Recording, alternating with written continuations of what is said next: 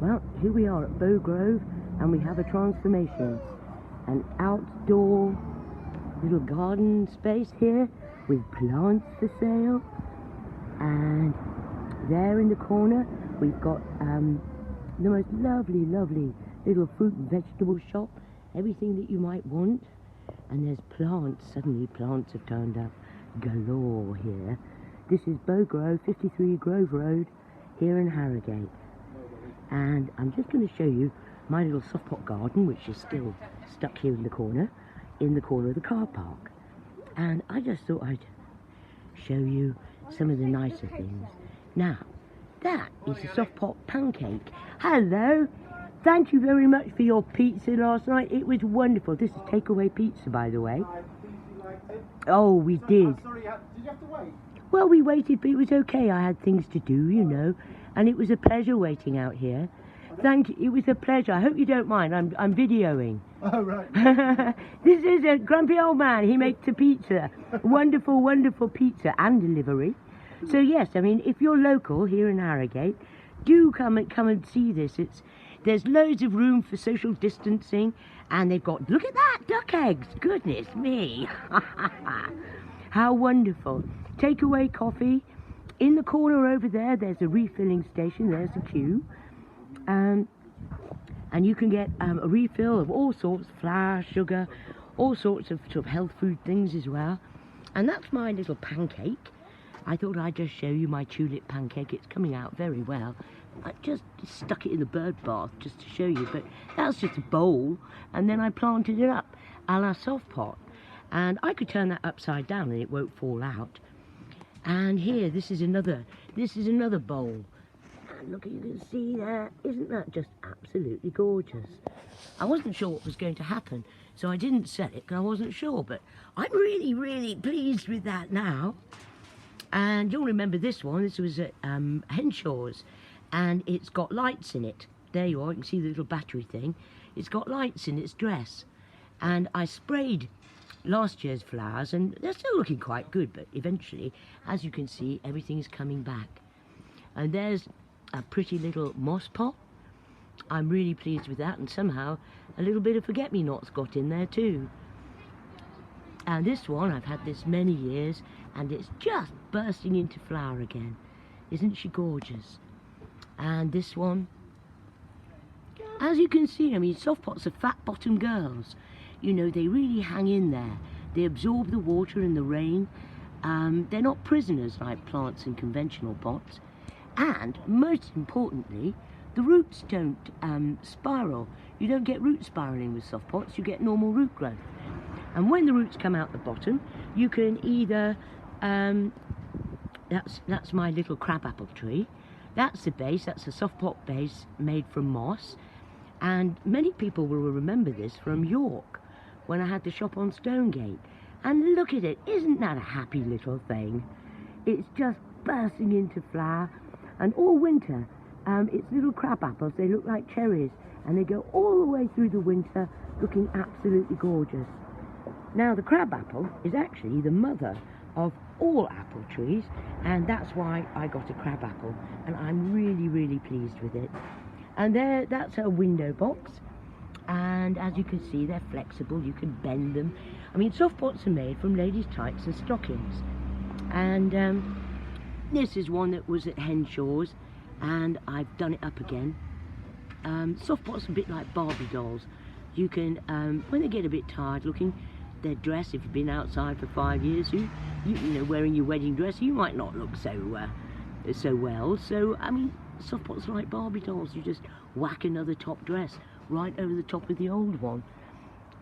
And there's very handsome rosemary. Had that quite a while now going on. And here, this is a combination one. This is a moss pot decorated with moss at the bottom. And as you can see, all the plants do really well. And when it comes to making soft pots, it's the only limit really is your imagination. Now that one is a painted soft pot, and that's been hanging out in that tree there for quite a long time. And again, that's another bowl, soft pot bowl. And you can see it's just, you know, just one of those sort of fruit bowls. I mean, you have to think flexible plant pot.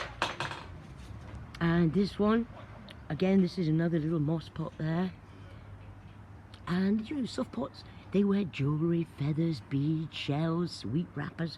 You just can't go wrong. As long as they're made right on the inside, how you choose to decorate them is entirely a matter of personal taste. And there's my spider, that's Henry in the corner. And there's another window box. And, oh my goodness me, look at all of this. Isn't this wonderful? Yep, I'm going to be having fun with all those plants. Yes, I was getting really stingy because I only had like 3 ivies left. And I was thinking, oh my gosh, what am I going to do? And then, blow me, how wonderful. Bow Grove and Carenza, they've come up with exactly what people are needing at the moment. Here we are in lockdown. And you know, soft pots are absolutely the perfect thing to make. You can make soft pots indoors. If you haven't got an outside garden, you can make them outdoors, and they're just perfect for the patio, and they're incredibly movable. If you have a little backyard and you've made it with all sorts of different soft pots in it, and then you have to move, soft pots, you just take the whole thing with you. And so yeah, there's my little garden in the corner there. And I just thought I'd just come right up to show you this. Look at this little vegetable store. Isn't that just absolutely perfect? Oh, look at that, carrots, sweet potatoes, beautiful potatoes, fruit, vegetables, mangoes, and there we are, old-fashioned weighing scales. Haven't seen those for a long time. And that's there, the refilling station. And while you're waiting in line, you can have a coffee. And oh, here we are, here's a few more soft pots. Now that's that little peony one. Beautiful. There we are.